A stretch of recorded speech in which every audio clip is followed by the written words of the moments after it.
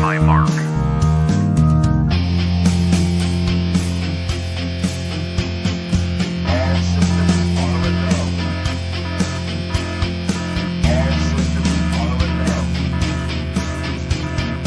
Minnesota Black Robe Regiment, you are over the target.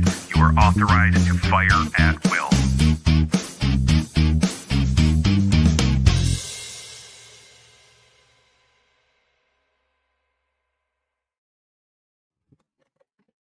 Hey, thanks for stopping by. Minnesota Black Robe Regiment. MBRR Media is what we're going by now these days, folks. That's we're doing so much more than just the simple one one-off type of podcast. Now we're doing series, and part of that, you guys know, I do Libertarian Lowdown. I also have my TC and Friends Monday Night Musings. I do walk and talks. I also do city council town hall stuff. And another part of it is interviewing candidates who are running for office anywhere in the United States, whether it be Minnesota or for national, or not national, but federal level offices like U.S. Senate, U.S. House. I've interviewed several presidential candidates, and today you guys are in for a treat because we are going to be sitting down with William Beck, who is running for office here in the state of Minnesota. He wants to be a member of the House of Representatives. For the love of Pete, I don't know why someone would subject themselves to that, but that's what he's doing. He's running for Minnesota House, and he's got some really powerful endorsements. He's been endorsed by my good friend Nathan Wiesenberg, who's been on the show multiple times. We've covered how they tried to keep him from being able to run for office, how they tried to push him out. The Republican Party that he is a member of, in good standing, tried to keep him from being even able to run for office. He's picked up the endorsement of Eric Lucero, Drew Roach. He's picked up the endorsement of, I think, the guys over at Action for Liberty, Jake and crew. I don't officially endorse or not endorse candidates. That's just my practice. Normally, it's probably safer for them if I don't endorse candidates, but, we'll see how that goes. But before I bring Mr. Beck up, William, I wanted to, give a shout out like normal to all of my channel producer people. Tav, who's done the Angry Vet from YouTube, who's done just a massive amount of channel membership giftings. IMAV from Subscribestar comes in every month at that show producer level. And I have an anonymous who has just been very generous and kind and gifting to the show. And even going back so far as Pirate Tomsky, who bought me my very first, and this still wonderful mic that I'm using. All the channel members and even the subscribers, and I have picked up a ton of subscribers over the last week because, as you guys know, I've been doing a lot of, I did a walk and talk on Wednesday where I would talk to people about their views on what happened with Charlie Kirk and what's happened subsequent to Charlie passing, and in the tone and the tenor of politics in the United States as a whole.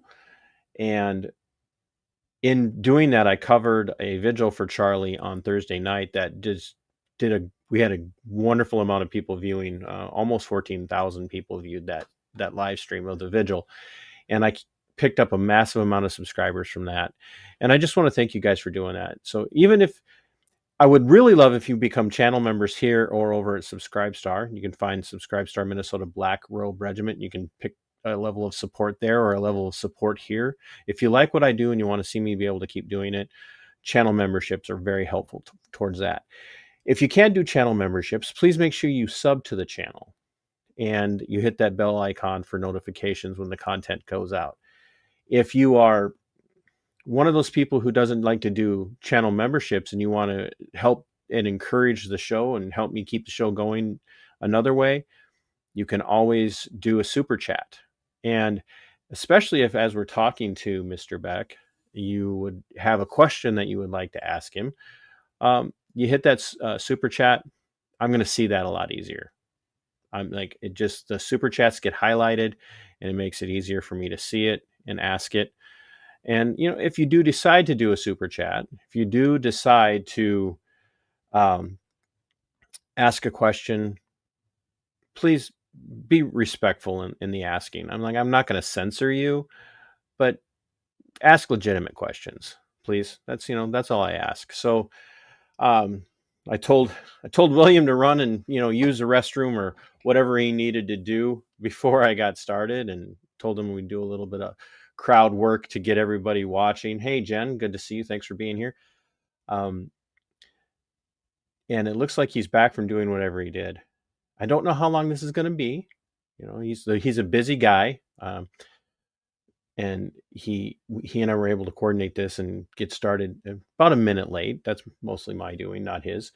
But we're going to bring him in now, and we're going to grill him. He's going to walk away thinking he's been in a Senate subcommittee. No, that never ends well anyway. So you don't grill anybody in those things. Have you watched any of the recent grill?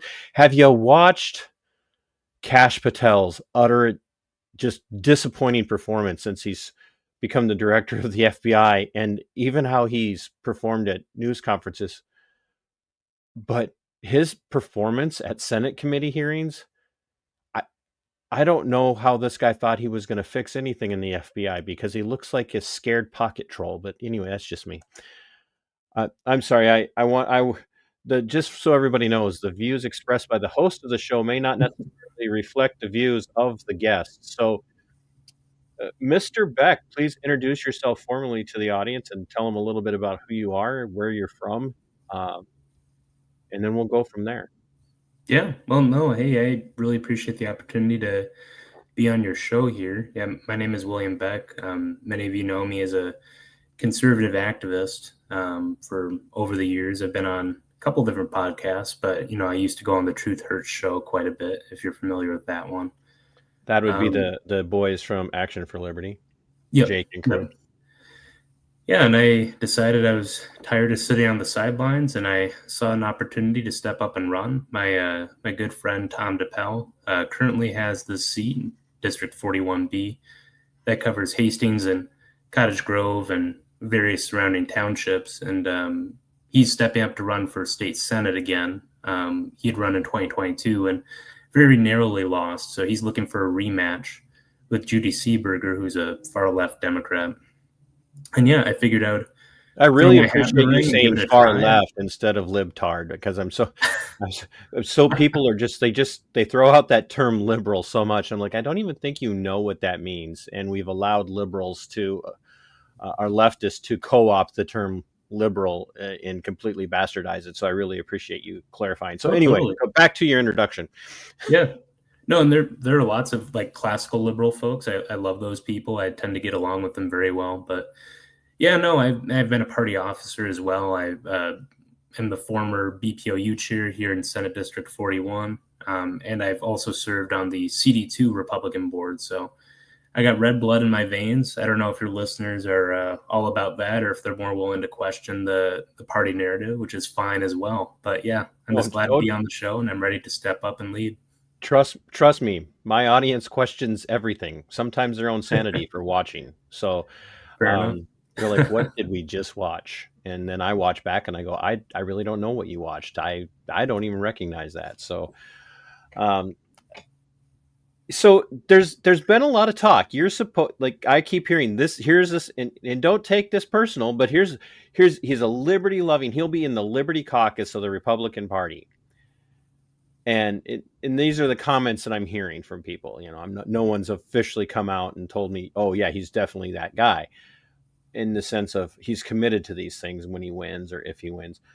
But that's what I hear. And you're friendly with the guys from the Truth Hurts, Action for Liberty, and so that tends to lend some credence. And some of your endorsements have certainly lent some credence to you being more on the side of liberty, much more constitutionally aligned. And I'm curious to hear, how you have built that reputation with people. Where does that come from? What's your take on the Constitution, and what's your, because everybody has a position on the Constitution. no matter who you are, you have a position on the Constitution. Of course. But what's your philosophical leaning, and how did you arrive there? Sure. Well, yeah, let me give you some more background about myself, and I think it'll answer your questions a bit. So I grew up, my mom was the campaign chair of the Ron Paul campaign in both 2008 and 2012. So I kind of grew up in this liberty movement that's inspired so many people to be activists, run for office, start podcasts, all that great stuff. And I got to know these people. I got to know the great folks at Action for Liberty. And, I don't agree with everything that they say or do, but, I did some volunteer work with them for quite a long time. So I think there's some great grassroots people both in our party and in the movement. So, I'm clipping out that part just now where you said you don't agree with everything that Action for Liberty does, and I'm making a short out of that, and I'm taking Jake. Just sure. Just to, I'm an instigator. So I'm sure I'll get a message from Jake about that later, but no, Jake and I are close. You're assuming Jake watches me. Hey, maybe he does. I don't know. I think you have a pretty good audience here. At least I'm seeing some good comments come in here. So yeah, to answer your question. It hasn't divulged yet. Okay, we'll get there then. We'll get Mike Cucumber is watching, and he is my resident sarcastic turd. And every time he makes a sarcastic joke, like what's the Constitution, I think his total debt to me in super chats, I think he owes me $220 in super chats, so he needs to get on that. So let's see if we can bump that up by the end of the episode here. Yeah, we will, trust me. So where do you line up on constitutional originalism? Do you think that that's the only position that people can take? Because there are people within the Republican Party who do not adhere to constitutional originalism. They believe in an open interpretation of the Constitution based on context, based on whoever's in power. And I think we've seen a lot of that played out in the last week since Charlie Kirk's assassination. We've seen a lot of people on the right, a lot of people in the Republican Party have really kind of flipped and started to say some things that sound an awful lot like totalitarianism when it comes to just the First Amendment alone. Totally. And so how do you there it is. He's doing that. That's one of payment installments. So where do you land on originalism? Do you think that there's room for interpretation of the Constitution according to the context of the situation the country finds itself in from time to time? Or do you think that we have to take the Constitution pretty much at its word and follow that? Well, how much time do you got? Well, this is a long conversation, but yeah, there was okay. So give me your condensed nutshell answer to that question, and then if I feel like we need to have you back for another show, devoid of talking about your campaign, then we might be able to do that. Sure. Well, I'd like to consider myself a constitutionalist, and I think that means regardless of which party you belong to, we have this founding document which we ought to adhere and respect, because without it, we don't have much of a country. Now, you can go back to our nation's founding and the later ratification of the Constitution. I think the founders would have intended that you follow it pretty darn closely.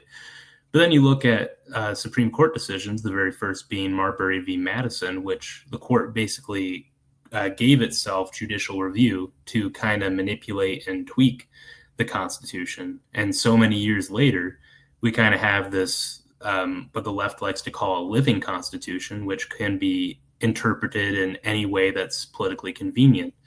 And yeah, to your point, which I appreciate the shout out to Charlie Kirk, I've been kind of devastated in many ways. I was a Turning Point chapter president in college, so I've seen him speak so many times, and it's really hard to believe that he's gone. And don't get me wrong, it's disgusting seeing the comments made by the far left on social media. Of course, they do it on social media where they can hide behind a screen.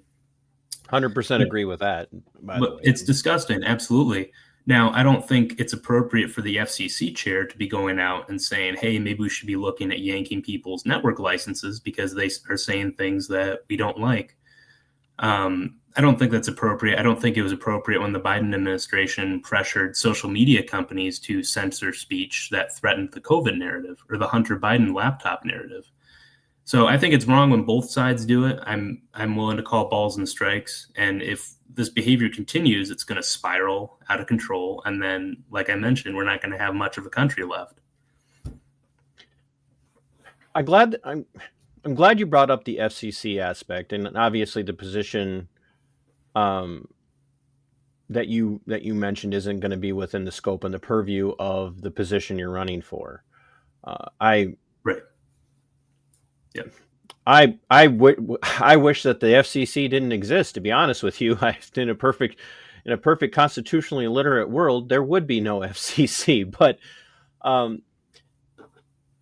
where do you come down on how much is interference and how much is pragmatism? And when we see these moves happening, like not with the FCC so much, but with kind of the reversal of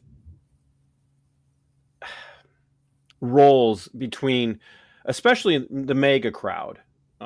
We go back to 2015, 2016 on through 2020, 2021, and even up to 2024. There was a lot of complaining about cancel culture, and rightly so, in the United States based on political views.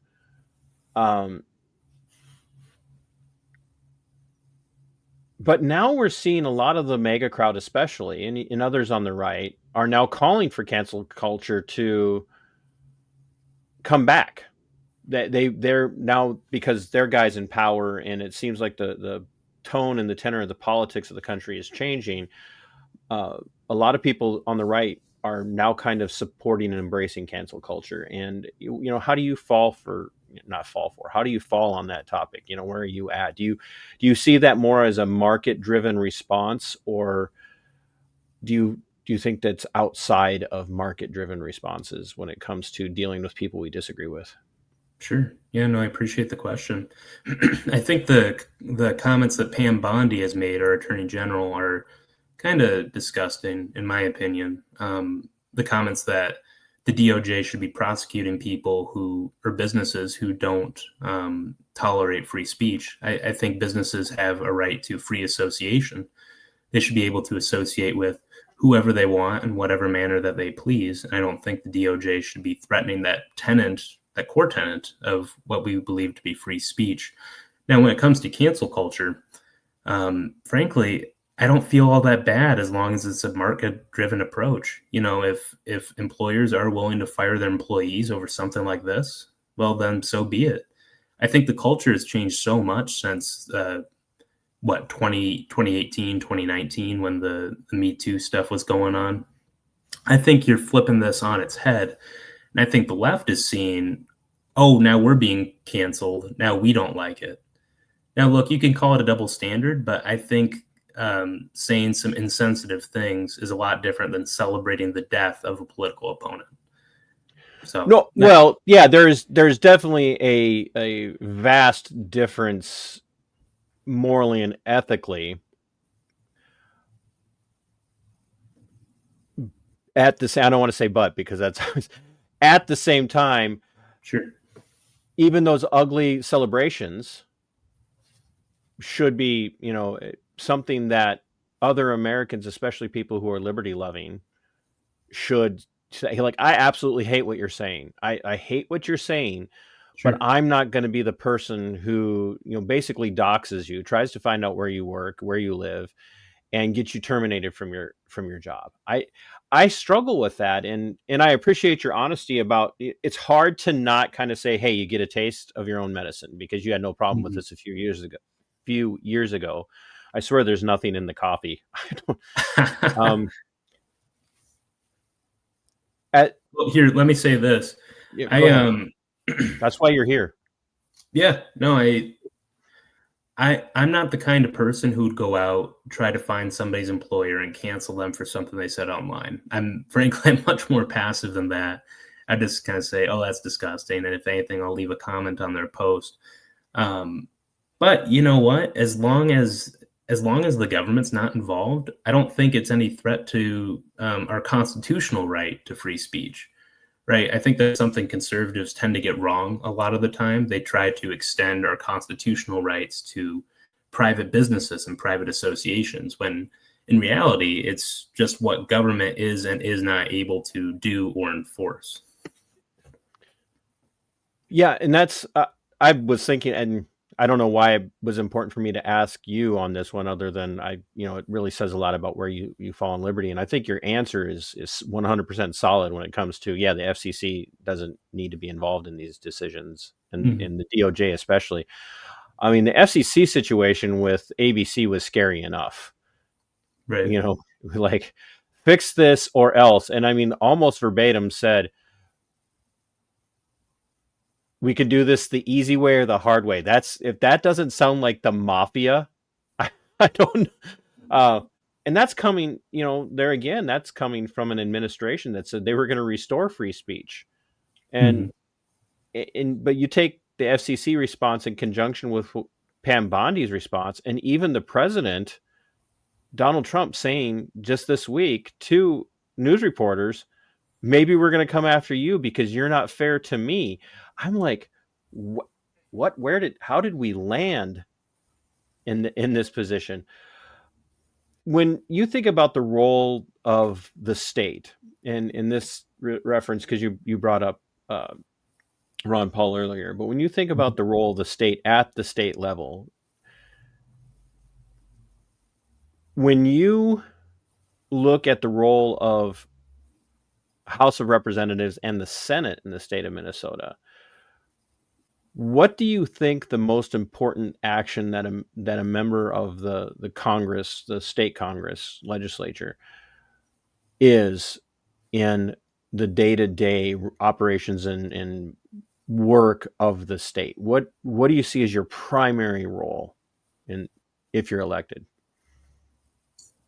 Well, and let me know if I didn't understand the question correctly, but I probably did not ask it very well either. So um, I believe that passing laws is just as important, and maybe this is more important, defeating bad laws.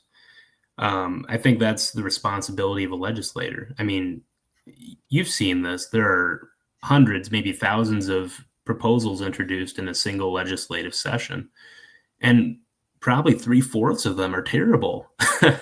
They would only stand to make Minnesotans' lives worse you're at the far more expense. generous than I am. Well, I'm going to be a politician here, so I got to kind of watch what I say. But My answer to everything is a Thomas Massey no.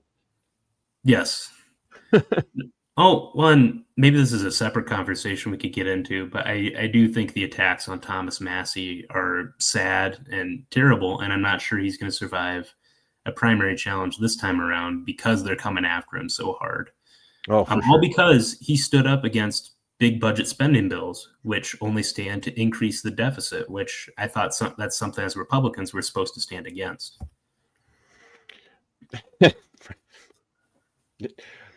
Valid. But it's, when the guy that's accused of not being MAGA is more MAGA than MAGA. Right. Yeah. Yeah, exactly.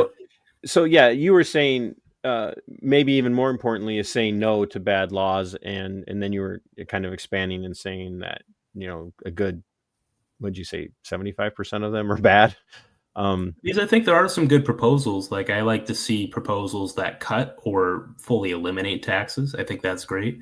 I think laws that recognize our constitutional rights. You saw the Never Again bill reintroduced this past Right. session, which contains language that would enshrine the Bill of Rights into our state constitution. Though there's an argument to be made that the Bill of Rights already does apply to the states, it really doesn't feel like they've been enforced that way, especially Yeah, over the COVID years. I understand the argument that the Bill of Rights does apply, but nothing. Well, I don't want to say nothing. When you when you come down to it, it was the 14th Amendment that took the entirety of the Constitution and pushed the Constitution. And people get mad at me when I say this, but pushed the Constitution of the Republic onto the individual sovereign states in a very corporatistic fashion, and very illegally too, by the way, with the occupation of any state that said we're not going to ratify the 14th Amendment. Oh, well, we're sending federal troops in to occupy you until you do. That's not how you run a republic, folks. I like what you're saying in that, apart from the 14th Amendment and apart from the Constitution of every state, in this case Minnesota, seeing that Bill of Rights legally incorporated into the constitutional structure of the state, to me sounds like a great idea. Do you think you'd see pushback on something like that in Minnesota if you really were to bring something like that forward and push it out into the political realm? Because I don't know that would go well, even with Republicans in Minnesota. So you're talking about a bill that would just be the Bill of Rights, as opposed to... Okay, sure. I think you'd hear arguments that was redundant from those who opposed it. I think that'd be the main argument against it. And, maybe it is redundant, but it's always helpful to point at an extra piece of state statute when you're arguing in court. You know what I mean? Right. Yeah. Well, yeah. Yeah. Give the Minnesota courts another statute to argue about this. Well, hopefully this one would give us some ammunition in that sector, but who knows? I've yet to see a statute in the state of Minnesota that the courts haven't been able to use against us. That's what's been my problem with that. Well, here, so I'll bring this up. I gave Wiesenberg a heads up. I know you know Nate, but yeah, I gave Wiesenberg a heads up because I think it's a really interesting take. He recently proposed legislation that would enshrine Charlie Kirk on college and university campuses, state campuses, by having a statue to Charlie Kirk and his position on free speech. Mm-hmm. He's proposed legislation to do that, and I know why he did it. It has something to do with the arts and the money from the lottery and whatnot. And he and I talked about this last night because I wanted to give him a heads up that I wasn't going to dump on him without him knowing it. I think that's actually a bad idea, even though his logic behind it is better than any other logic I would have heard from other people on this, which is if we can enshrine and use money from the lottery and whatnot to enshrine all sorts of immoral activities that we don't like or support, then why can't we do something to enshrine someone like Charlie Kirk or his commitment to freedom of speech? Would you back a legislation like that? Would you back or support legislation that would take money from the lottery and build a statue to Charlie Kirk and put it a predominant place here in the state of Minnesota? Yeah, so I have a couple of different thoughts on that. One, I don't love statues as it is. I think that can fall into idolatry for those of us who are Christians pretty quickly. But at the same time, the legacy funds are there and they do exist for projects like this. And as long as we are going to build statues to lefties like Hubert Humphrey and I'm forgetting. Wait, Hubert Humphrey was a leftist? Yeah, crazy, right? And I know they have a few other statues there, but I'm at the Capitol, but I'm forgetting their names. But I think it's a small gesture to a grieving people. This is the highest profile assassination since the 1960s. I think it would be a nice gesture. Now, I'd prefer to see it if we could, maybe mandate that the University of Minnesota allow this statue, and maybe we can raise some private funds for it. But like I said, the Legacy Fund exists for projects like this, and it's been put to use in far worse ways. So I haven't seen the the language for this bill. They're out of session currently, so I don't think the language exists quite yet. But I think I would support something like that. Yeah, the legacy, and I wasn't referring to the legacy fund directly, just because there are people who watch who have no idea what what that's. They then there are people who watch who are like me, very ensconced in the libertarian ideals, who hear taxpayer money, taxation is theft, revolt. Right. So, which is a fair response to pretty much any proposal to spend money. Correct. Yeah. Do you see the role of the Minnesota House and Senate not only as a check on the courts and a check on the governor's power, the executive branch, but do you also see a role for the Minnesota House and Senate, in particular your case, the House, to serve as a check on federal power? That's a tough one. And, there are, of course, several proposals, both from the left and the right, put forward to try to nullify federal power. I mean, on the left, you have these sanctuary states, right? That would basically, if passed, we would refuse to work with federal law enforcement with immigration raids. And then on the right, you have some proposals.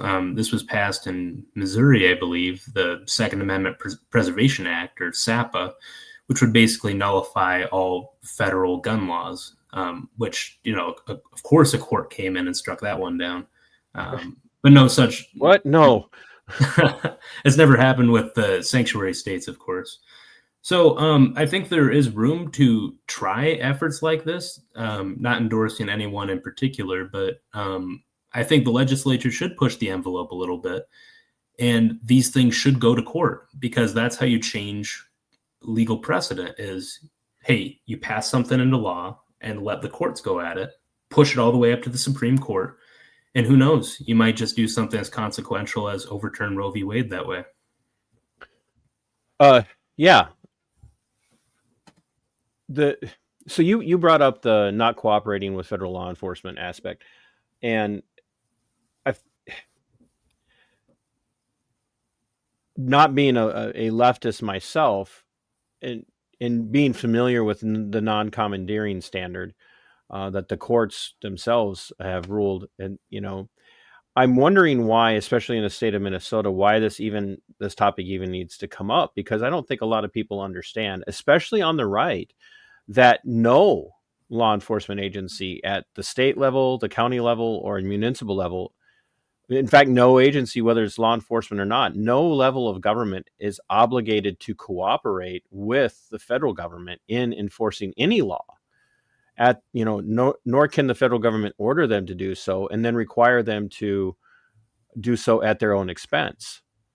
Sure. So that there is no obligation on the part of any agency anywhere to enforce federal law, which is why we see so many states now with, either decriminalized or legalized THC, marijuana, is because the feds just can't win that fight, because the courts have ruled against them through non-commandeering. Do you see moves like that, both by the Republicans and the Democrats? And because let's be honest, I'm sure you've probably had these kind of conversations before. Most of the time when you're dealing with Republicans and Democrats, you're dealing with two wings on the same bird, or, opposite sides of the coin. Do you see that more as virtue signaling for their base? Look at what we're doing, we're taking a stand. Or do you think some of these are actually legitimate attempts at, to use the Christian theological phrase of interposition? I don't see the left doing that. I see that a little bit more from the right. But do you think that interposition is a valid function of the lower, I don't even like using lower, but of the more local and municipal style politicians or public servants? Sure. Well, and maybe what you're referring to is an attempt to make federal issues state issues so that they're easier to campaign on, which, I can understand that aspect of it. In terms of the sanctuary state stuff, I hear what you're saying. I think we might end up disagreeing on this one, and that's okay. But No, we must always agree 100%. I know that's a lot of us on the right are like that. We like fighting with each other, and we must agree on everything, or we can't agree with each other at all. But in terms of the sanctuary state stuff, I don't think that means that there's an obligation for local police departments to work with federal authorities. But what a sanctuary state bill would do would prohibit local authorities from working with federal authorities. I think that's the key difference here. So if you have like a rural police department who can barely keep up and they want to work together on something, or heck, maybe they detain some illegal immigrants and they want to help deport them, they would be barred from doing so. And I think that's really what it comes down to. I think you need to have the most power at the local level, but that also means these local authorities should have the power to choose how they use their power, if that makes sense. Actually, I think that's the proper position, and that's what I advocate for. Especially with my Think Local, Act Local activism that I do. Going to school board meetings and city council meetings and whatnot. I believe that we have it flipped in the United States, that we see the federal government as superior. The president is the most important person in the country, and whatever he says goes. And then the House and the Senate are not necessarily subservient to him, but they're supposed to be kind of working to affect the change that the president wants, and the courts are kind of there to just make sure it doesn't get out of hand. And then the states had better get in line. And I actually think, no, the most important and the most powerful positions should be your local city council and the mayor. Yep. That they should be far more powerful. And I believe firmly in a city council and a mayor being able to look at the state or county or the feds and saying, no, we don't agree with what you're doing, and so we're not going to enforce that here. And even if I personally don't like the decision, if the vast majority of people, and we have to understand that we're not a republic when it comes to our cities, our cities are not individual republics. But if the vast majority of people in your community or in your county vote for people who want to make you a sanctuary county for illegal immigrants, and they say we're not going to enforce federal laws like that here, your only option in that situation is to go out and remove those people from office through an election process. And I don't like the state being able to have the power, like you said, to order any of those agencies to do or not do something, right? Let alone the federal government to step in. Yeah. No, I agree. I think the best government, if any, is local government, right? Because that's what ought to impact you the most. That was beautiful what you just said, if any. Right. You do listen to Ron Paul a little bit, don't you? Yeah.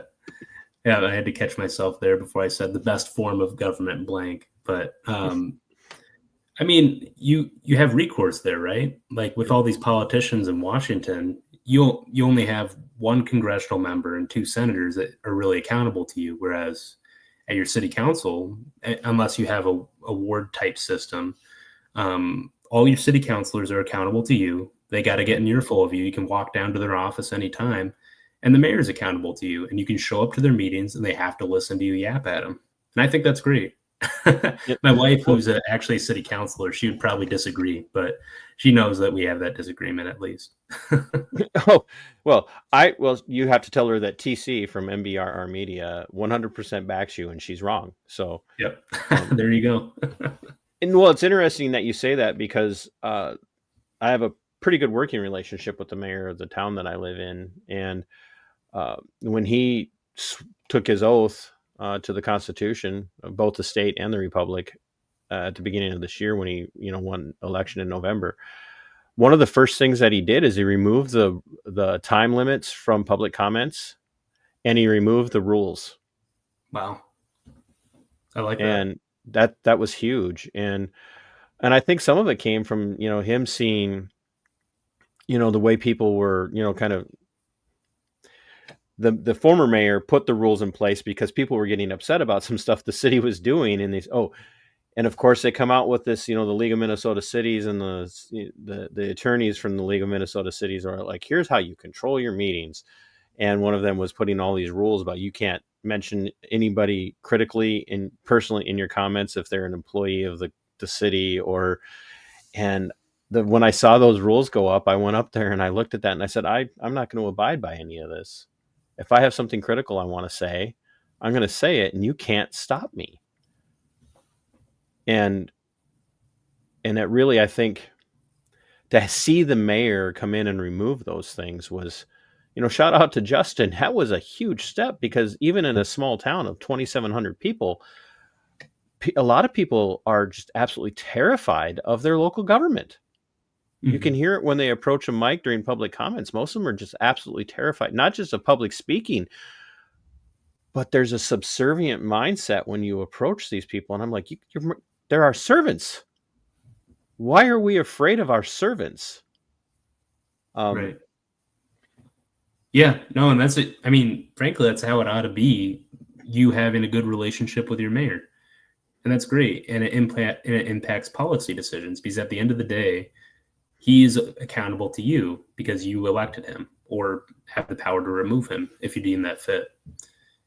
And I think that's great at the local level, because it takes fewer votes to do so. It's easier to organize, and that's the grassroots way. You would hope. Right. You would hope it's easier. That's the hope. Yeah. We just did some activism in Denison, which is down closer to my neck of the woods than yours. But we just did some activism there where the city council of Denison was actually considering fining a family because the VFW came for their father's funeral or memorial service after he passed. He was a vet, and they did 21 gun salute, cliche 21 gun salute for him. Mm-hmm. And somebody complained to the city about it, and one of the city council members was like advancing a fine on the family. And so we showed up, and the city council there was not ready for that. They were not ready for that. And, there, the mayor, to his credit, did an open floor meeting right on the front end of the meeting and said, look, I'm not putting any restrictions on anybody, and we're going to have a respectful conversation, but we're not cutting each other off, and nobody's going to be cut off. Right. And that was huge. But, they ended up making the decision that this is a dead issue. There will be no fine. But had nobody showed up for that to support that family, or if the family hadn't had the guts to go and say, no, why are you doing this? There would have been a fine. And that's why this activism at these local levels is so important. But it's also why we need guys like, you who have this strong adherence to the Constitution to run for office, because it takes spine and backbone to look even at your own party sometimes and say, why are we supporting this? Why are we doing this? Oh, totally. Well, and that applies to not just the United States Constitution, but the Constitution of the state of Minnesota. And I believe there have been several occasions, too many to count, where we have violated the single subject clause in the Minnesota state constitution, where we pass these gigantic omnibus bills that embrace several subjects. Now, I know there are some good folks in St. Paul who are taking this seriously, and they do vote against those bills. But it's not something that politicians in St. Paul as a whole take seriously. I think that's a real problem. And you saw that judge in Ramsey County, he voided the binary trigger law because it was tucked into an omnibus bill. And he gave a very stern warning about the future of omnibus bills, saying, hey, the rest of this might not be constitutional, and you'll probably want to consider how you handle this going forward. So I cut you off. Isn't that interesting, though, that, even in a predominantly left-wing judicial system in the state of Minnesota, you have a judge going, whoa, this is too much. And yet we cannot get a totality of supposedly conservative Republicans who supposedly love the Constitution of the U.S. and the Constitution of Minnesota to say, we got to stop violating the Constitution. And we're going to pass a law that's going to make it impossible for us to violate the Constitution. And the courts are warning. Yeah. Even the courts are warning. Well, and to their credit, the system is designed so that even if you go in with strong convictions, it's difficult to vote against these bills. And I am empathetic in that way because these bills do contain things that they promise they'll deliver for their districts. That's how they make these indestructible bills. If they vote against it, it's going to be used against them in the next election cycle because it looks like they broke their promise. I'd like to see some of these legislators introduce these proposals one by one as opposed to a gigantic omnibus bill. I think it would go a long way towards fixing things. I just don't know if it's ever going to happen. You mean you're not a fan of, well, we'll know what's in the bill once it's passed and we can read it? You're not a you're not a fan of that? We dogged on Nancy Pelosi for the longest time, but Republicans in DC do the exact same thing. It's really too bad. Yeah. I'm not going to ask for a commitment because you just said that, you have some empathy towards people who are like, I'm in a tough spot. I said I'd deliver this to my district. I think that's an interesting statement. I promised my district I was going to go up and advocate for this, which whatever it is. But most of the time when somebody talks about delivering something to their district, they're talking about some sort of financial windfall that comes on the backs of the taxpayers of the state. And quite frankly, taxpayers of the entire country, because there's so much by way of federal tax dollars that pour into Minnesota, because that's how the federal state controls the state is they give taxpayer money from California and Florida and New York and New Hampshire and Iowa and Wisconsin to Minnesota and vice versa. Right. And so, yeah, there might be pork barrel spending at the federal level, but there's just as much pork barrel spending at the state level. Do you really think it's the role of a senator or a member of the House of Representatives to make promises about, or commitments? I'm going to do everything I can to deliver X project to you, to our community, so that it grows? Or do you think it's more important that, as you said earlier, say no to bad legislation, also to say we have to stop promising these things on the backs of the taxpayers and start encouraging strong economic growth and development by getting the government out of our district as much as possible?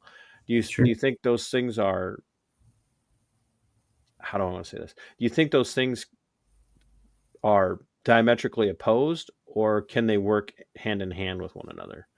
Yeah, it's a great question. I have a few different thoughts on this. The first being, Congressman Ron Paul, he was totally against omnibus bills, but at the same time, he would try to get as many earmarks for his district as he could when putting these things together. And then he'd vote against the bill because, of course, he's against it in principle. But at least when you do have earmark spending, you're not leaving it up to the bureaucracies on how they spend that money. Another point I'd like to make, looking here at Hastings specifically, the EPA under the Biden administration changed the acceptable level of PFAS chemicals in the water. They lowered the standard and said that every municipality who has this level of PFAS in their water must upgrade their wells, must update their filters so that you can filter it out, which, we like to call an unfunded mandate. Right. So the city of Hastings is now on the hook for hundreds of millions of dollars to renovate these wells, money that they can't really come up with. So in instances like that, where there is a mandate from the federal government, I think the state should step in to help out as much as they can, because otherwise property taxes are going through the roof. Water bills are going through the roof. Eventually, you're going to tax these people into poverty unless something can be done. I agree with you. It's not almost great. Like that's what they want. Well, exactly. And that's the problem. So if I think there's some unfair mandates coming from the federal government or the state government, I think we should try to eliminate those mandates first. But secondly, we should try to help them out to meet this government mandate, because that's not fair otherwise. It's not fair to stick the bill with the people of Hastings or wherever because of that mandate. Yeah, I'm with you on that. When you have a really powerful centralized government, which our founders would just be spinning in their graves if they were aware of just Right. how far out of hand it's gotten, Of even at course. state level. And they do make those decisions. And I agree with you. Yeah, they should step in and say, but we're not going to leave you hanging. Right. The problem is might keep my local property taxes low, but they're going to tax the snot out of me at another level to make sure that they can then pay for it. But Yeah. and And don't get me wrong. I'm a I'm win is a loss in that situation. So I know. Well, go I'm ahead. I'm totally against, funding for new sports stadiums or bike lanes or what have you. What have you. I think those earmarks are kind of ridiculous. So I'd always oppose those, of course.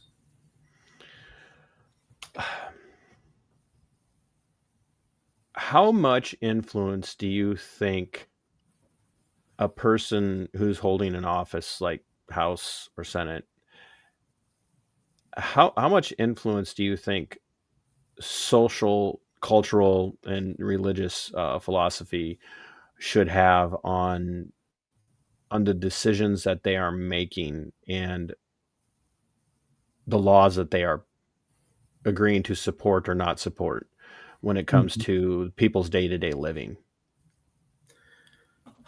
That's a tough one because I haven't fully arrived at an answer. Obviously, I'm a Christian, and being a Christian informs my worldview, right?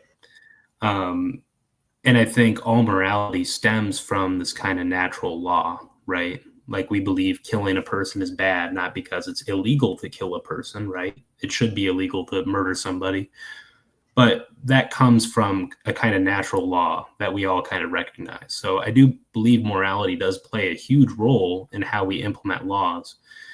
But at the same time, not everybody's a Christian. Not everybody is religious at all. And you have to realize when you're going into office, well, I am governing over a wide range of belief systems, and those should be respected. And of course, under the First Amendment, everyone's right to religious expression or lack thereof is protected. So it's kind of a balancing act. You do have to realize that morality does play a role in government without shoving it down people's throats. You know what I mean? Oh yeah. Well, and I ask that not just because you're a Christian conservative, but Right. we see from the left, we see a lot of very spiritual and almost sacrosanct legislative proposals, and pass. A lot of it passes. That is very religious in its uh, in its shell. Totally. And they would Yeah. say that it's not religion to like make Minnesota a sanctuary state for individuals who might be trans. Mhm. But there's a very strong religious tone to that, and that's why I brought it up as a social aspect, because I think that my personal view is that, yeah, I can be adamantly opposed to you know s- someone living that lifestyle. Uh, but do I want to go so far as to criminalize that? Now, obviously, children being abused and mutilated should not be okay for anyone, uh, and there should be protections for children. It's just odd that we protect children in weird ways in Minnesota, but Yeah. from things, but not from others. But I have a there again, even as a Christian, I have a very hard time saying, look, my standard of what's morally right and correct needs to be codified into how you, my neighbor, live. And I want a very strong Christian to be the person in St. Paul who is codifying that and forcing that onto my neighbor through the threat of violence, the monopoly on violence that government has. And if you disagree with that, then you are the problem. Right. Um, Right. so it was, I liked how you handled that and parsed it. I think it was a good answer. Uh, I think if more people had the view that you have and were stronger on their views on the Constitution, I think we'd see actually a lot less law based on religious morals and more on, like you were bringing up, natural law. Mhm. I think we'd see a lot more laws meant to protect people from the government Sure. Oh, instead of totally. what we get, which are a lot of laws that protect people from keeping their money. You know, we got, we got to protect you from your own money. Um, so, and I mean that no matter what your spiritual values are, you know, you look at the argument between Christians and Muslims right now, especially in Minnesota, because a lot of people aren't aware of this. There's a very large contingency of Muslims in Minnesota. And there are a lot of Christians running around just absolutely terrified that Sharia law is going to take over if we get any more Muslims elected to office. And I'm like, okay, I understand Sharia law is very heavy handed and very dangerous for American culture. But why then should your spiritual laws, your moral views be codified? Why are they okay to force on other people? And boy, do I upset a lot of Christians when I say that. You know, people in my own camp, they're like, "How can you say that?" And I'm like, because in my reality, the answer to the problem of crime, the problem of evildoers, is not the threat of law hanging over their head. From my perspective, it's the answer is teaching them what I believe. Sure. I don't know. Did that make sense? No, I think that makes sense. And I'm very sympathetic to that point of view. When it comes to the law and order stuff, I'm a bit more conservative in that realm as opposed to libertarian. Because, I do support a strong police force as long as it can be proven that they're doing their job and supporting their community. There are many instances where cops overextend their boundaries, and I think that should be punished, of course. But that's interesting to hear you say that. I don't get that from a lot of Republicans these days. Oh, I hope I didn't say something I'm going to regret, but I don't. Well, not with my audience, you won't, because I was forced out of a career in the law enforcement world because of my stance on COVID. Oh, sure. And good for you. No, I'm glad to hear that you. I'm glad you got forced out of your job. Well, no, but I'm glad that you. I knew what you meant. Yeah, right. I'm assuming it was over the shot or over masks. Well, actually, it was over the fact that I started a podcast talking about how the government doesn't have a right to tell you to stay home and that law enforcement shouldn't be complicit in enforcing those things. And I did it all separate from my work. And, I'm sure you've heard of Lisa Hanson, the Patriot Princess, the gal who went to jail for keeping her business open. And she and I became friends. I became very good friends with her and her husband and her family over my defense of her, and that's what ended up getting me pushed out. And Lisa's great. I'm glad that she stood on her convictions. I know several business owners just kind of took it, and unfortunately, businesses were closed either way. But it's not something you should go down. You should not go to prison for, right? To be in prison for, and that's what they did to Lisa. Yeah, so that's where the scales had kind of fallen off my eyes when it comes to law enforcement, especially in the United States as a whole, but even in Minnesota, because I saw a lot of law enforcement agencies that became incredibly compliant with unconstitutional things, and from kicking parents out of school board meetings because they didn't want to wear their masks, or because they would bring up topics that the school board wouldn't want to talk about. And so you do have to give some credit to those.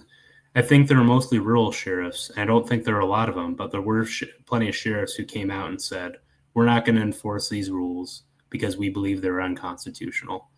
Same with the red flag laws. Same with a few other of those gun laws. I think we have some sheriffs here in Minnesota who did that. I'm glad you brought up the red flag law, because I have yet, and I'm not saying this to be argumentative with you. Sure. I've been asking, can somebody show me a sheriff in the state of Minnesota that has said, I will not use or implement red flag laws in my county?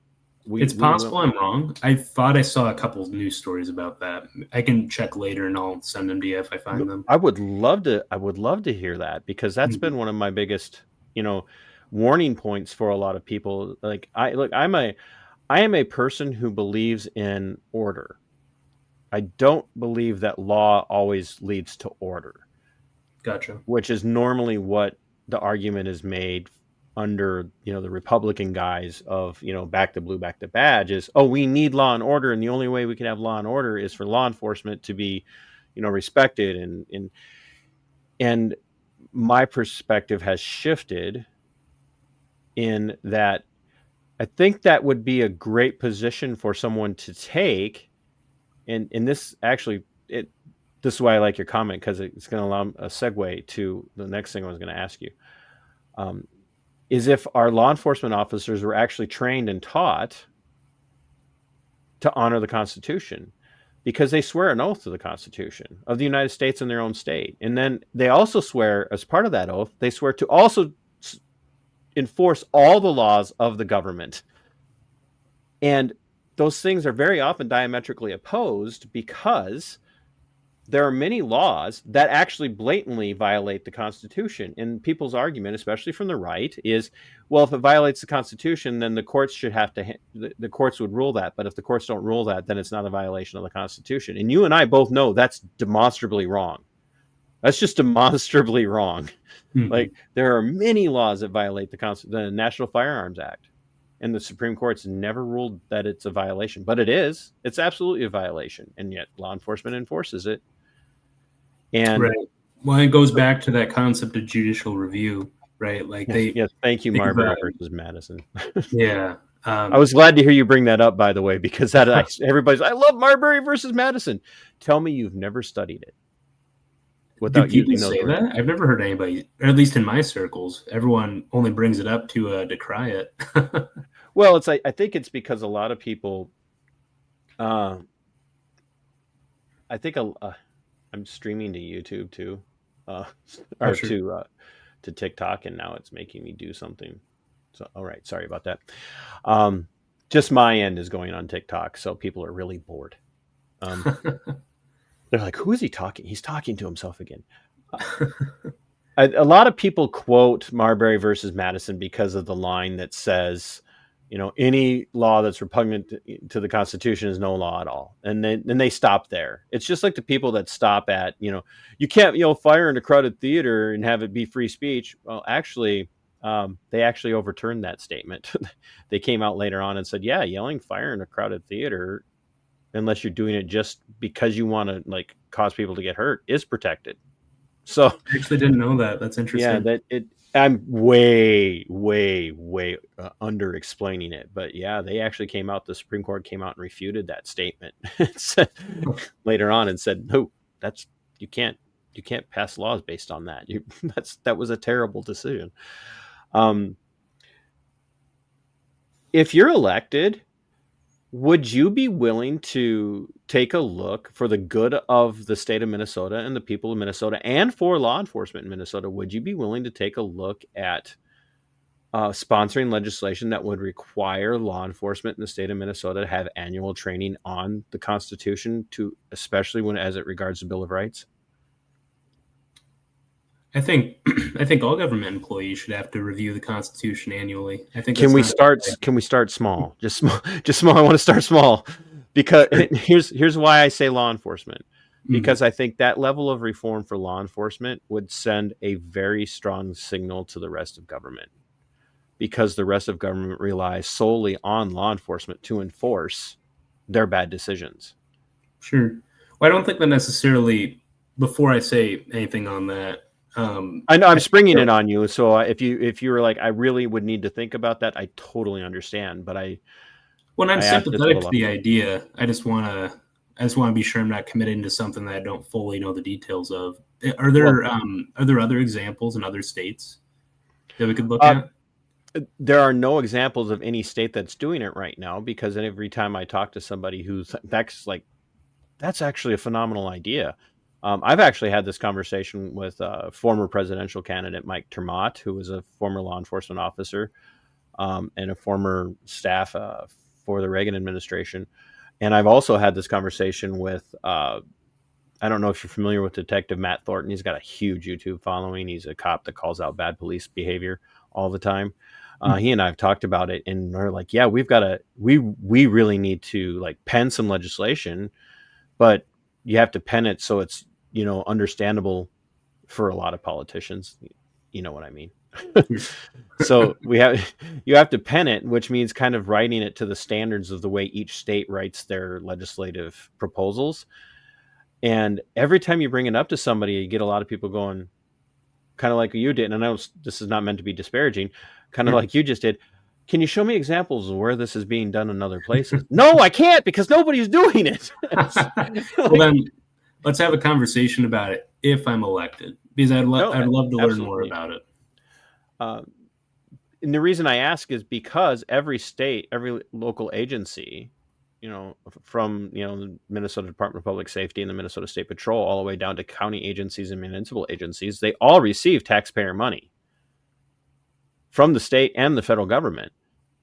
And I believe it would just be a really good thing to say, look, you require training of all these agencies. You require use of force training. You teach them how to shoot. You annually, every year, maybe more often, they get taught how to do, physical takedowns and all of that, which are all understandable for law enforcement dealing with violent people. We are even now seeing requirements to do far more training in de-escalation and mental health cooperation and understanding and communication. Why on earth is the thing that they swear an oath to not part of their training? When you put it like that, it's a good point, I suppose. And if we can tie their funding to their compliance on all these other issues, then why, for the love of Pete, can we just? I'm not asking for a class every week. I'm just saying, and monthly training. Every agency has monthly training. At least 1 month a year, when you're doing your monthly training, do 8 hours during the day of that training on the Constitution. Have constitutional law scholars come in and actually bring a First Amendment auditor in with the constitutional law scholar, just to have the conversation in front of people, to have them, just tie that to their funding. That's all I'm asking. That's what I'm looking for. Well, I do think there are now, I understand the reasoning for this, and I think it's a good idea because of that. And I have a couple of cop buddies who probably would enjoy this because, I do think they are good constitutional conservative guys who probably would appreciate the refresher. And frankly, it'd probably make their jobs easier in the long run. You're like, guys, don't hate me. TC's a freak. Not saying that. Like I said, I do have a little bit more of the law and order perspective, but at the same time, I do want to protect people's rights and liberties. So I can see both sides of this. No, I sprung it on you. I wasn't expecting you to go, that's a great idea. Let's do it tomorrow. Now here's one that I'm sure you're familiar with, and I would love to hear your take. I can almost guarantee I know you'll be in support of this because of the people that have endorsed you. But I'm active with Defend the Guard and Bring the Troops Home. I've emceed the events since we started them. I'm the MC every year. Last I knew, I was going to be the MC again for next year's event until I upset the group, until they tell me I'm not, but so far I haven't done that. But I am a big advocate for Defend the Guard, spokesperson for it here in Minnesota. I'm kind of like a Defend the Guard evangelist. Every time I see a veteran or somebody that's got pro-military stuff on their vehicles, I'll stop them at the gas pump and say, hey, have you heard of Defend the Guard? Wiesenberg carried the legislation, and Drew carried the legislation in the House, Wiesenberg in the Senate. They're still working to, get more acceptance for it in the House and Senate. Minnesota, there's a lot of pushback. Will you come in as a warrior for this cause? Would you get on board with supporting Defend the Guard? Would you commit to that? 100%. Yeah. No, I love the idea, and I actually think my boss and friend Tom DePel, whom I'm hoping to replace, I'm pretty sure he co-sponsored it in the House, but I could be wrong. Yeah, I don't know all the people who co-sponsored, because it was really weird. As Wiesenberg got Fatah. Omar Fatah. It's a bipartisan issue. I know it was a bipartisan issue. And when Wiesenberg told me I got Fatah to sign on to this, I'm like, did you eat a gummy? But yeah, that's something I would totally support. And I meant to go to the last rally you guys had.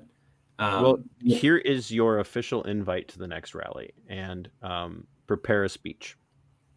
Ooh, okay. Yeah, send me the details. Well, I don't know when it's happening, so that's why. But Whenever it is, then. whenever it is, yeah, it's like you and that's what I said at the last rally, that we have had some Democrats that have come out, some leftists that have come out and said, yes, I support this, and a few will speak, but um, it's predominantly a Republican movement in the state of Minnesota, and a libertarian movement, and in other states and here in Minnesota, Libertarian Party in particular, the Constitutional Republic Party. Bull Johnson, he organized the very first one, and then it's fallen to the Libertarian Party predominantly to be involved in running it in Minnesota, which I think has made it a lot easier to draw people from both sides of the aisle, because it's not just some Republican calling up some lefty and, going, hey, I need you over here on this. Then they know that they can kind of come and meet on that solid ground and get behind this. And for people who don't know, Defend the Guard legislation is being advanced in every one of the 50 states right now.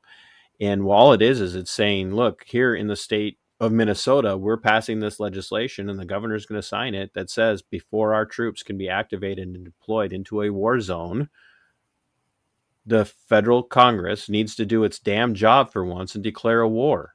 Mm-hmm. And if you're not going to declare a war, and all you're going to do is an authorization for the use of military force, then you're not taking our troops to die for whatever country you want to do regime change in. No. And that's been what's been surprising for a lot of people, is a number of Republicans, the more libertarian minded Republicans, who are coming out and saying, we're done with war. We've had it. We're over it. So thank you so much for saying, yeah, 100% will back that, because I think that's huge, because I think it's definitely something that the states need to really, look at. We've had enough of our boys, and now girls, sadly, going off and being killed in places where, why are we there? Why are we why right now? Did you know this? That right now there are Minnesota National Guard troops in combat zones in Syria. Yeah, I think I might have heard there's a Syrian deployment fairly recently. I know the Minnesota National Guard gets called up fairly often in comparison to surrounding states, which is really too bad. The Minnesota National, the Red Bull, holds the record twice for the longest deployment in a war zone, even over active duty units. Mm-hmm. Wow. World War II and now with the global war on terror. Mm-hmm. Which everybody's like, oh, that's over. I'm like, it's not. We're still fighting it in multiple fronts. That's the most federal level question I'll ask you, because I think that's a perfect example of where you see senators and representatives having a really profound impact on saying no to the federal government. And to know that you'd be willing to take that fight to the feds at the state level is huge. And I think that will garner you a lot of support from a lot of people if you stick to that. And so I really appreciate you being willing to answer that, and even take willing to answer lightly the idea of, some law enforcement reform by way of tying their funding to doing some continuing education on studying and understanding the Constitution. Because I think, especially the Bill of Rights aspect, because I think that's actually would go a long ways towards turning some people, even on the right, back to being a little bit more supportive of law enforcement. And I talked to an officer, well, he's a former officer now, not too long ago. It was probably about 2-3 weeks ago. He said it took getting out of the law enforcement career field to begin to understand why even the people who have traditionally supported us are now turning on us. Mm-hmm. And to me, that was one of the most profound statements I've heard from somebody who took down all of his Back to Blue stuff when he got out of law enforcement, because of the things that he was seeing. And he said retiring took the blinders off for him in a way that he wasn't expecting.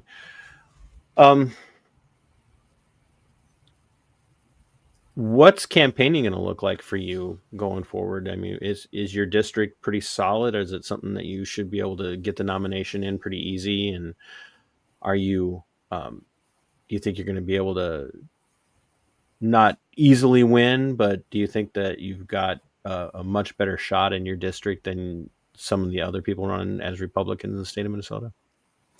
Well, it's a bit of a 50-50 district, unfortunately. Hmm. So there's going to be a long road ahead. I'm working hard to consolidate support within the BPOU. Of course, I am going to abide by the Republican endorsement. If another candidate steps up and they do a better job at meeting the delegates, then I'll support them 100%. But as of right now, I'm feeling pretty good about my chances of both winning the endorsement and becoming the nominee. Now, the general election will prove challenging. I'm going to need to raise a lot of money. And though I don't believe in the public subsidy necessarily, frankly, it's a tool in our toolbox that we can't just leave sitting there. If we want to win, we got to use it, and then we can take a look at dismantling that. So I am using that. If any of your listeners want to donate $75 to my campaign, I will send them a refund or a contribution receipt, and they can get their money back for it. If I can give a plug for my social media, I'll probably do that now. Yeah, go ahead, because I have one more question to ask you before we do a full close. Sure. Yeah, So it's Beck for Minnesota House on Facebook, and it's Beck number 4MN on X, or what'd you call it? Twix. Twix, that's what it is. Which bar are you, the left bar or the right bar? Always the right. But yeah, go there. I'm hopefully going to have my website up come next week, so I don't have that ready to plug for you yet. But yeah, follow me, donate if you can. It's going to go a long way towards ensuring that we have some constitutional conservative representation in St. Paul. This is a two-part question. Sure. Do you think that competition in the political realm, especially in the state of Minnesota, is healthy for politics and better for the entire population of the state of Minnesota? Or do you think competition political, philosophical, people running for office makes it difficult to do the right things in office with too much competition? When you say competition, are you talking about like the confrontational political model, or are you talking about like high dollar spending districts or primaries? The competition from various political parties and philosophical positions. Sure. Well, yeah, I mean, in a simple sense, yes, it does make it harder to govern because with how our system is set up, you need to find incentives to win over votes in order to pass legislation. Now, in more conservative states where they have Republican supermajorities, in theory, they should have no problem passing good liberty-oriented legislation. I mean, while the state of Texas has its problems, at the very least, they pass single subject bills, and they will take as long as it needs to get that done. So yeah, in states like Minnesota, where the legislature could swing back and forth, frankly, I think that does make it harder to govern because then your policy is consistently changing. And if you don't have a consistent policy, well, then it's going to wreak havoc on the people who live there. I'm for a confused government. I think the more confusion the government has and the less effective they are, the less likely they are to screw up my life. That's just me. Fair point. Fair point. Good luck can be good. Every time I hear, oh, Congress is, federal government shutting down, the state of government, the Minnesota state government shutting down, I'm like, yes, praise the Lord. Hallelujah. Well, hey, and that's why that gridlock at the beginning of this last legislative session was so interesting to watch, because at least they couldn't pass any legislation in that time frame. Right. I was like, everyone's like, ramrod it through. I'm like, no, don't ramrod anything through. Just let it fester and die. That's so. In asking that question and hearing your answer, would you be an advocate for removing the hoops and the hurdles and the traps that are in place that keep third parties from having equal access to the ballots? In other words, all you have to do is go in and declare you're a Republican, declare you're a Democrat in Minnesota, and you're on the ballot. but Libertarian candidates and Green Party candidates and Grassroots Party candidates and Constitution Party candidates have to go out in a very short period of time, and they have to petition to be on a ballot, and they have to get that, all of those signatures approved and validated, and the people who decide whether or not those are approved and validated are all government hacks who are beholden to the Republicans or the Democrats. Yep. Would you join with Republicans and Democrats that are interested in removing those hoops? Because they actually tried to do that, and then they just made it harder this year. Yeah. Well, I mean, at the very least, I'm willing to lower the threshold you need to get statewide. I mean, it used to be 5, now it's 8. I think a more appropriate number is like 2. And I'd also be willing to look at getting rid of the restrictions entirely. That's actually not something I thought about, but I totally support more competition. I think competition is a good thing. And look, if you don't want to lose votes to these third-party candidates, well, maybe consider adopting some extra planks in your platform that would appease them, So totally, yeah, I'd be willing to get rid of those hoops for third parties. I think things would look so much different if there weren't so many damn hoops controlled by, and I'm going to use that term that a lot of people hate, the uniparty. I know you're running as a Republican, but yeah, there's a lot of validity to the statement of the uniparty. There is just, and we've seen that. I mean, Jake's been a critic of it here in Minnesota and at the federal level. So, what I want you to do with your closing introduction, one, by the way, thank you for doing this. When I asked you if when I reached out, you're like, yeah. I'm like, do you, in a non-arrogant way, I didn't say this arrogantly. I'm like, do you even know who I am? And you're like, don't you have MBRR? And I'm like, yeah. And yeah, I've seen a few of your things. I'm like, oh, and he still said yes, folks. So not all hope is lost. But in a closing introduction to the audience, to my, keeping in mind that, there are Minnesotans that are going to watch. We've had already over 1,000 views, it looks like. So, so they're in that group. There are some Minnesotans, people who might even be able to vote for you in your district. And they might even be libertarians, and there might be libertarians watching who are looking like, how do we get the right people in office without destroying everything?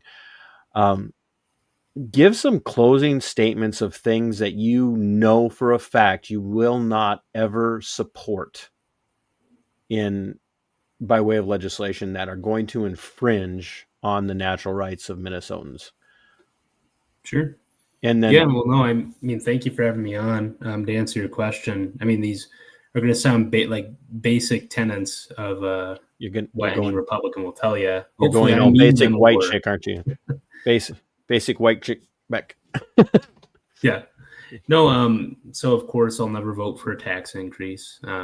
We're taxed enough already here in Minnesota. So, and we have one of the highest tax burdens in the nation. So no, I mean, we need to look at cutting those. I can't in good conscience ever vote for a tax increase.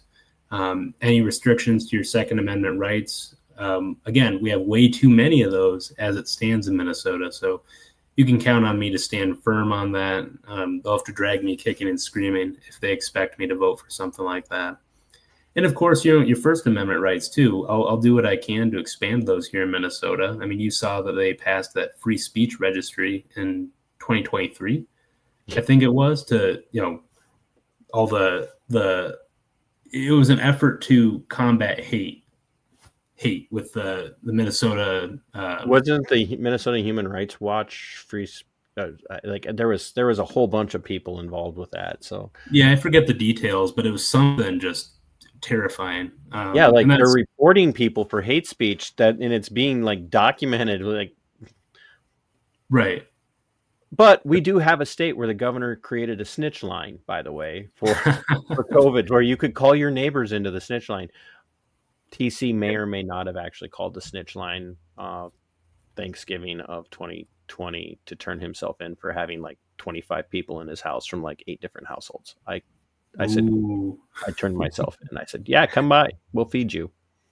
There you go. Nobody showed up. So anyway, so you will actively advocate for cutting taxes and promise not to raise taxes. Well, you can't promise that taxes won't get raised, but you won't support that. It won't be because of me, right? It won't be because of you. You will do everything you can to keep and protect the Second Amendment as sacrosanct in Minnesota. You will do the same to increase First Amendment awareness and liberties in the state of Minnesota. What else do you have to offer maybe the more libertarian leaning voter who is looking for somebody to support? Well, now you got me thinking. The red light cameras thing, I'd probably be willing to. I'm sorry? Like the red light cameras and flock cameras and things like that? Yeah, yep, I'd be willing to. I don't think they got that passed this session, but I know there was an effort to.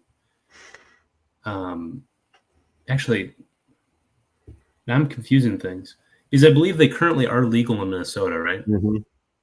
Yeah, so yeah, flock cameras. I'm having Brian Paulson on next week to talk about flock cameras. So I'll try and remember to send that to you because please do.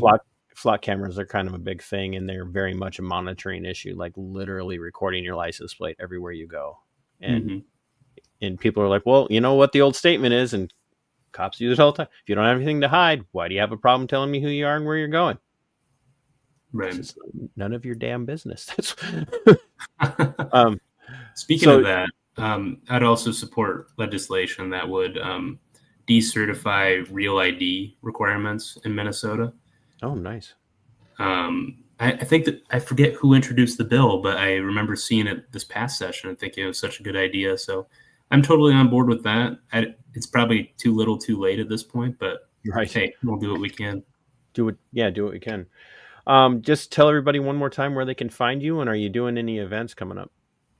Sure, yeah. You can find me at Beck 4 Minnesota House on Facebook. And on X, it's Beck 4 MN, and you'll find me there. And my website will be up in the near future. It's beck4house.com. And I don't have any events coming up as of right now. I'm hoping to do some more meet and greets with delegates as we head into next year. But yeah, if you follow me on Facebook and Twitter or Twix, if you follow me there, you'll be updated on when I'm doing events.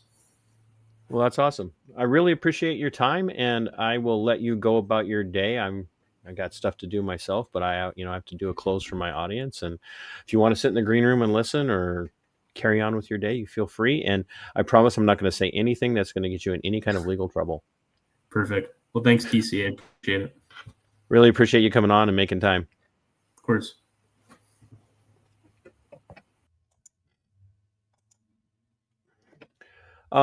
Folks, this is why I do the show the way that I do. Like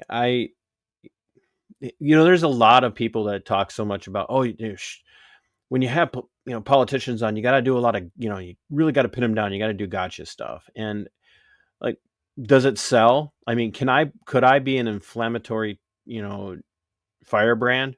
Absolutely. I could be an inflammatory firebrand if I wanted to. Look, you guys know the position I took on the way Bryce White was handling things, in his last, few years and how he was doing stuff. It's effective. People love it. But I save my angry rhetoric for people that really, in situations that really deserve it, whether it's politicians or cops that are doing wrong. I'm going to save it for that. If it's some other public servant that's doing wrong, I'm going to save that angry gotcha rhetoric for them. I want anybody who's running for office to know that they can come here. It's not going to be a safe place. I'm not going to not ask you hard questions, and I'm going to ask you your views on things, and I'm going to let the audience make their minds up. And that's what I wanted to do today with William, with Mr. Beck. I wanted to ask him questions to see what his thought process is. And I think what we heard from him today is here's a guy who genuinely loves the Constitution. He genuinely loves the Bill of Rights. He's talking about like, hey, let's get some law in Minnesota, a statute in Minnesota that codifies the Bill of Rights into law, not just kind of in this esoteric, philosophical, out there woo-woo way where we talk about these natural rights that we have, but let's make it incumbent upon the powers that be that you don't get to infringe on people's natural rights. We're going to make that a law.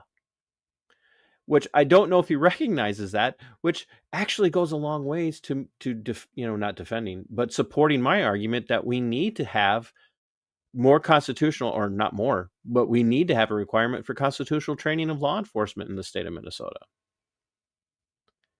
You heard him say he will absolutely 100% support defend the guard legislation. Folks, this is a huge shift for the Republican Party in Minnesota, but also in other places.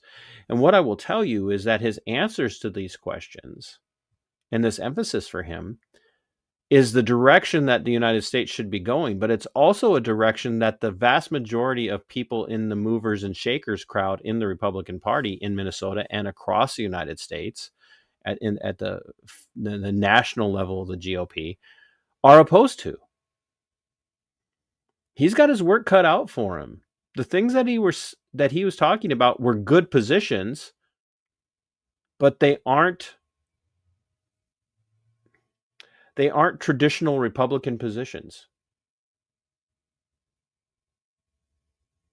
It's a segment of the Republican Party that is well versed in defend the guard and 100% behind it. But there's also a segment of the Republican Party that absolutely despises anything that stands in the way of the war machine. And we're hearing more and more people, old folks like me and younger people like William and even younger, who are tired of the wars. They're tired of the constitutional abuses. And we're willing, and they're willing to say enough is enough. And that's what William is saying. He's like, on some of these issues, it's time to end these abuses. It's time to stop these things. I'm going to let you listen to him and, parse out some of what he said and make up your own mind about where he's at on these things and check him out, see where he stands on these. He's got some solid endorsements here in Minnesota. And that speaks well for him. And trust me, if he gets into office or if he says anything in the run for office and I find out and it's a compromise on the values that he espoused here today, I'll call him out for it. Anybody who knows me knows that. Look into Walter Hudson here in Minnesota and see that he and I have beefed over the last couple of years. And I've had Walter on the show multiple times. See, I'm not afraid of politicians. I'm not afraid of people running for office, and I'm not afraid to call people out. I told the mayor here in my town that. I said, look, man, if you say something that you shouldn't say, if you make a decision that you shouldn't make, if the city council does something that they shouldn't do, I'm going to call you out for it. Doesn't mean that we can't be friends. Doesn't mean we can't get along. But I'm going to call you out when you do wrong. And you know what? That's what a person who's philosophically consistent will do. And that's what a friend does.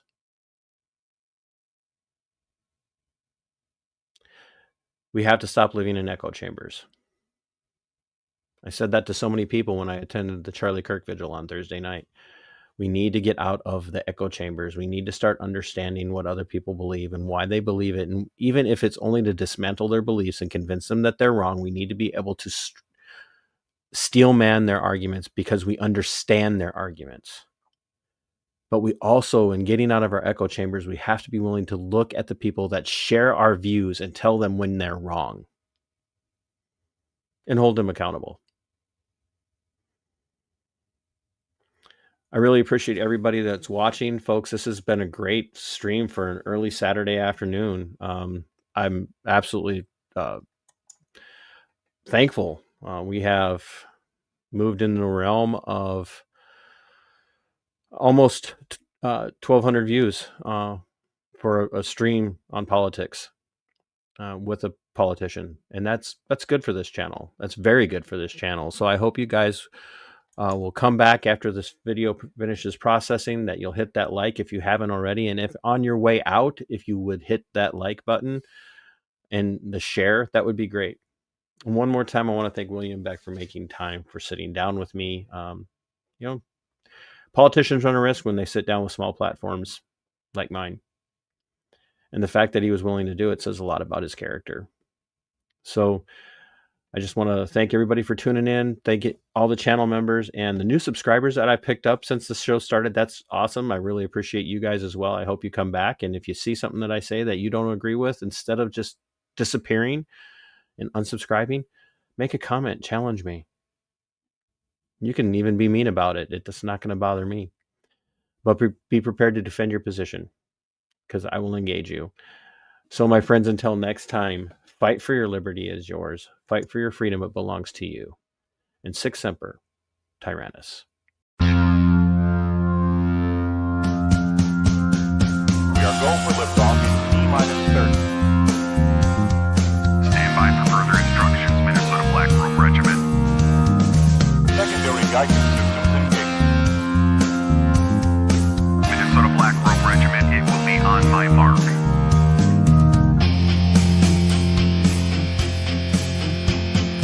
All systems are a go. All systems are a go. Minnesota Black Robe Regiment, you are over the target. You are authorized to fire at will.